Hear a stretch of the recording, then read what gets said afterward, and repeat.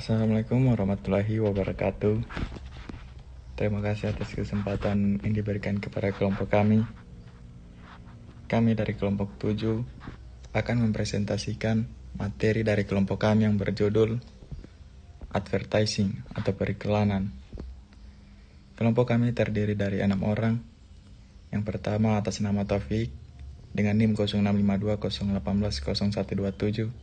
Yang kedua Alif Nur Cahyadi dengan NIM 065202000203. Yang ketiga Taufik Gibran Kedriansyah dengan NIM 065202000104. Yang keempat Akbar Fauzan 06520200000139. Yang kelima M. Akbar Muharam dengan NIM 065202000210. Dan yang terakhir Putra Pamungkas.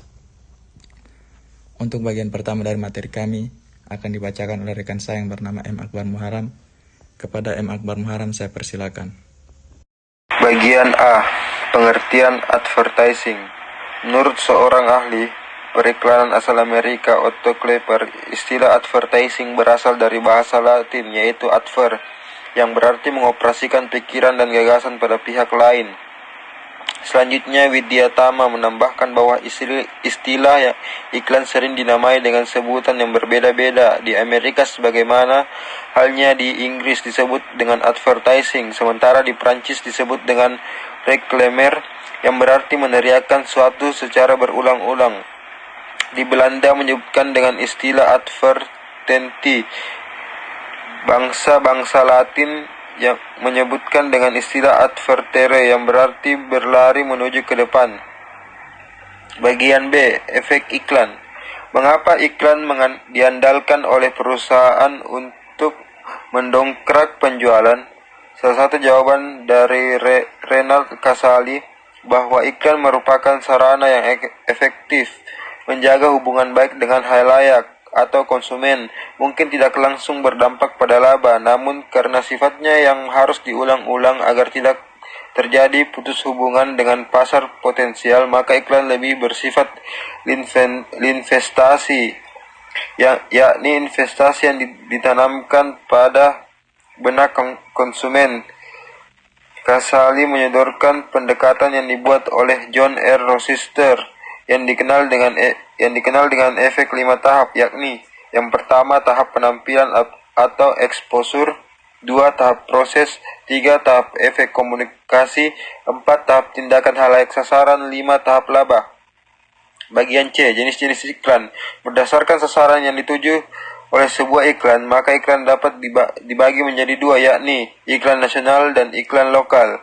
Iklan nasional merupakan iklan yang dipasang oleh industri besar berskala nasional, pada umumnya dipasang pada media-media yang memiliki jangkauan luas hingga seluruh Indonesia. Adapun iklan lokal adalah iklan yang dipasang oleh perusahaan tingkat lokal dan dipasang di media jangkauannya yang cukup di tingkat lokal. Berdasarkan spesifikasinya, iklan dapat dibedakan antara iklan primer dan iklan selektif. Iklan primer adalah iklan yang dirancang untuk mendorong permintaan terhadap suatu jenis produk tertentu atau keseluruhan industri. Adapun iklan selektif adalah iklan yang dirancang untuk mendorong pembelian produk yang bersifat selektif dan mengarah pada suatu jenis merek tertentu. Berdasarkan luas atau lamanya durasi, iklan dapat dibagi iklan baris, iklan display. Berdasarkan media yang digunakan, iklan dapat dibagi 2, yaitu media lini, terdiri dari iklan-iklan yang dimuat media cetak, media elektronik, media luar ruang.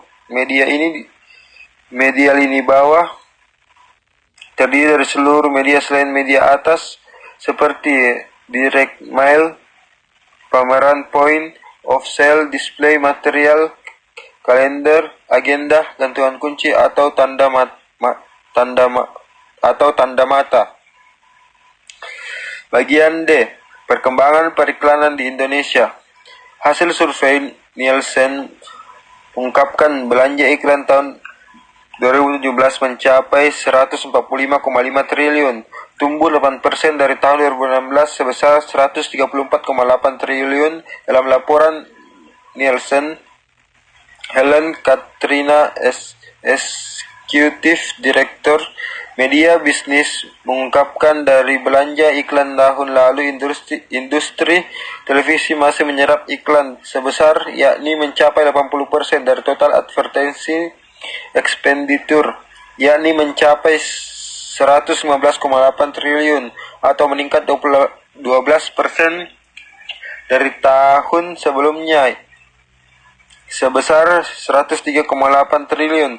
Sementara belanja iklan melalui koran menempati porsi kedua, yakni sebesar 19% dengan nilai belanja 28,5 triliun. Sayangnya belanja media cetak harian ini justru semakin merosot dari tahun 2016 mencapai 29,4 triliun dan pada tahun 2015 menembus 30,8 triliun. Penurunan belanja iklan juga terus terjadi pada majalah dan tabloid yang pada tahun 2017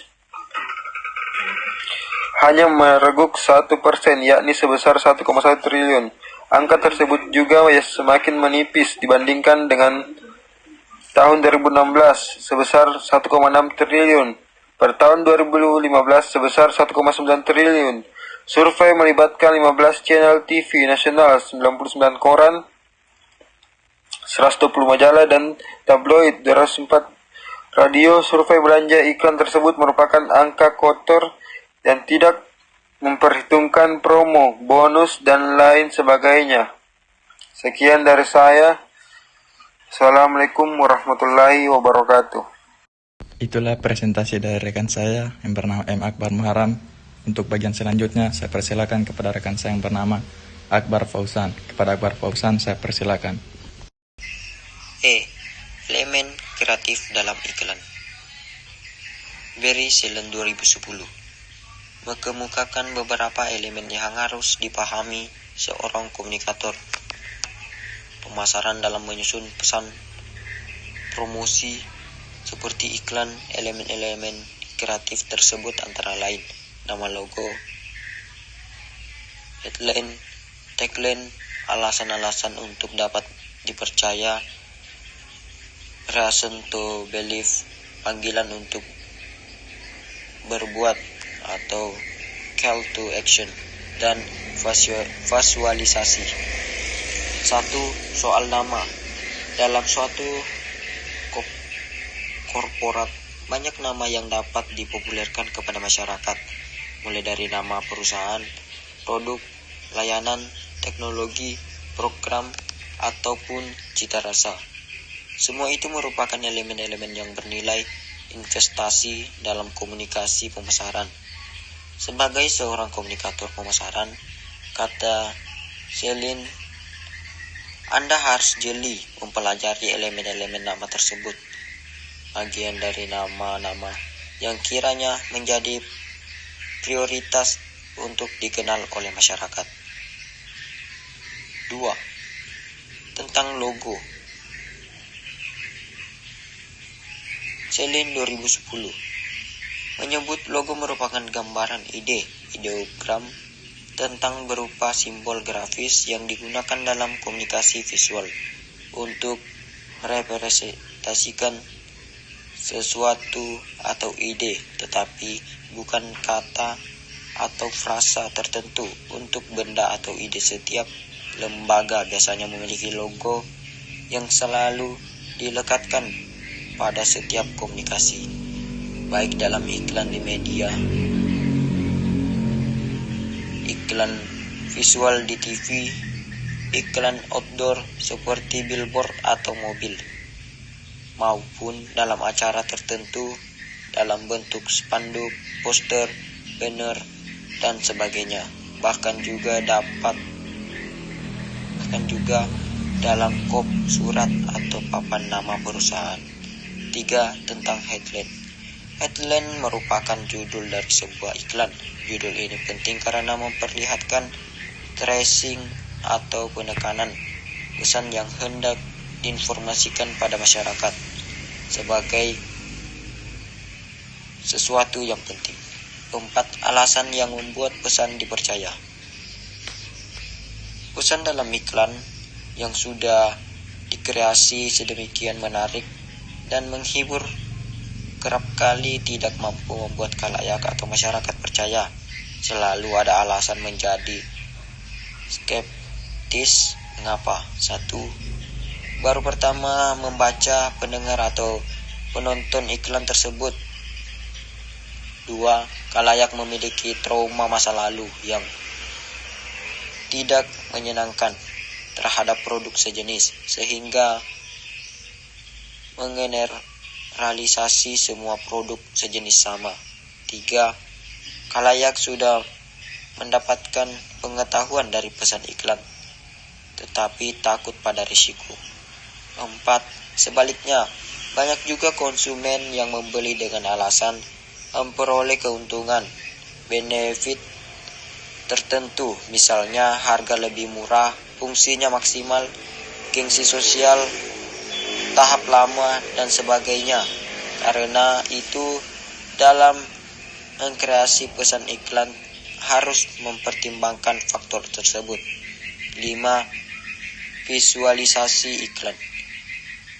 Visualisasi merupakan upaya kreator iklan dalam menggambarkan sebuah konsep atau ide dari sesuatu yang merupakan objek iklan. Objek iklan adalah sebuah fakta atau realitas empiris yang membutuhkan interpretasi makna. Objek diabstraksikan menjadi makna-makna tertentu sesuai dengan konsep yang didik video Tomo Widya 2015 berhasil memetakan bahwa konsep visualisasi dalam iklan sangat ditentukan oleh situasi pada zamannya.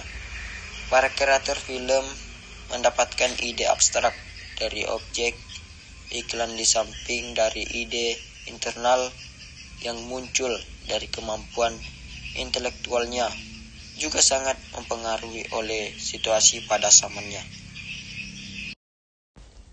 Itulah presentasi dari kelompok kami.